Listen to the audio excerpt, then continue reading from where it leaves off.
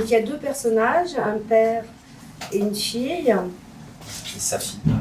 Un père et sa fille, ouais. C'est une dystopie. Donc c'est une pièce qu'on a trouvée extrêmement émouvante. Ça se passe en 2077. Par là, il faut bien commencer quelque part. Donc je commence comme ça. Une part de moi n'y croit pas. Quand j'ai appris la nouvelle, je n'y ai pas cru. Quand ils m'ont expliqué, je n'y ai pas cru. Je les ai traités de menteurs. Et quand ils m'ont montré, j'ai su, sans aucun doute, que je ne devais pas y croire. C'est fabriqué, c'est parfait, c'est trop parfait. L'image lui ressemble trop. Elle a l'air trop belle, c'est une fake. Je sais que c'est faux, parce que c'est impossible. C'était devant mes yeux, mais ça ne pouvait pas être vrai. C'est impossible. Si vous devez me montrer des images, c'est que vous me mentez. Je leur ai dit, ce n'est pas vrai. Ils n'ont pas cherché à me convaincre. Ils m'ont juste dit que je pouvais t'envoyer un message et que tu le recevrais à la fin de la traversée. Un message? Mais j'en peux plus lui envoyer des messages.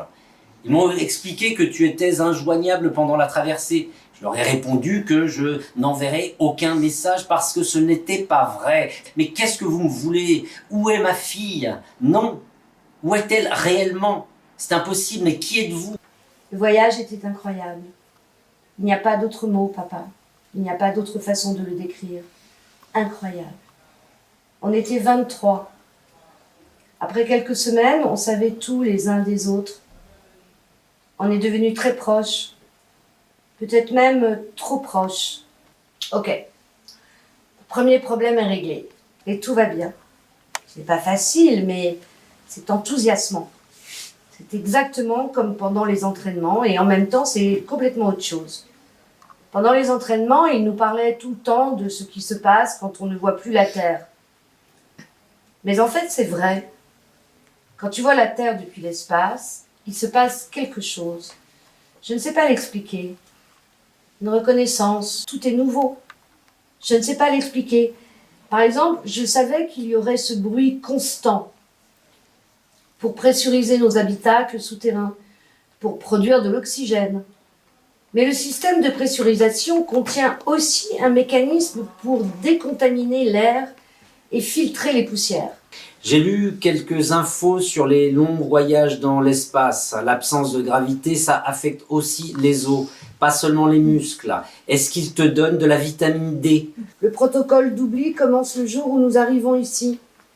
Il est déclenché par le cocktail chimique que nous commençons à prendre pendant la traversée. Mais il ne fait effet qu'à partir du début des communications. Chaque oubliant peut échanger des messages avec une seule personne restée sur Terre. On parle enfin, on se dit tout. C'est la distance qui nous rapproche. Je n'aurais peut-être pas dû aller sur Mars, papa. J'aurais dû aller sur Jupiter. Tu imagines à quel point on serait proche? Ce n'est pas la distance, mon soleil, c'est le temps. Parce qu'on sait que tout ce qu'on se dit, on se le dit pour la dernière fois. Aujourd'hui, on a fait une sortie en scaphandre. Ça faisait des semaines que je n'étais pas remontée à la surface. C'est comme si mon corps s'était souvenu de la distance. C'est tellement loin. Incroyable, c'est si loin. 200 millions de kilomètres. Ça ne suffit pas pour décrire la distance entre nous. On entend de plus en plus parler du 4e effondrement. Les corporations ont fermé leurs frontières. Beaucoup de gens essaient de s'échapper, ici et dans d'autres républiques. Peut-être qu'Amina a bien fait de partir. Un mois sans nouvelles. On a presque plus de temps et toi, tu restes un mois sans me répondre. Comment tu voulais que je réagisse? Félicitations, je suis tellement heureux pour toi. Tu veux que je te dise que je suis heureux que tu sois enceinte au nom de la nouvelle humanité? Mon ventre continue à grossir. Vous, les oubliants, vous croyez que vous ne répéterez pas les erreurs du passé, mais vous vous trompez. Vous les répéterez sans même vous en rendre compte. Reviens, Amina. Je sais que je suis venue sur Mars pour devenir une oubliante. Pour tout te dire, mon soleil, j'ai le même problème, je ne comprends pas non plus.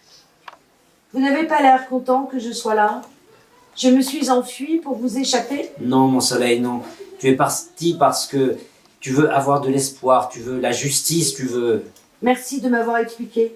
Ça me semble cohérent avec ce que je ressens ici. Reviens, Amina, tu entends? Reviens, s'il te plaît. Tu peux encore demander à revenir. Je pense que votre fille a pris une décision définitive. S'il te plaît, ne parle pas comme ça, à la troisième personne, comme si tu n'étais plus toi-même. Amina aimerait savoir d'où vient la cicatrice sur son bras. Je veux juste que tu te trouves. Parfois, c'est bon de se manquer, c'est mieux que de marcher vide. L'espérance est un don que j'ai en moi, oui, j'en ai. Et non, il n'y a pas de désespoir. Tu m'as appris des millions de choses. J'ai un rêve entre les mains. Demain sera un jour nouveau. Je serai certainement plus heureux. Prends soin de toi. Je t'aime. Adieu mon soleil. Fin de message.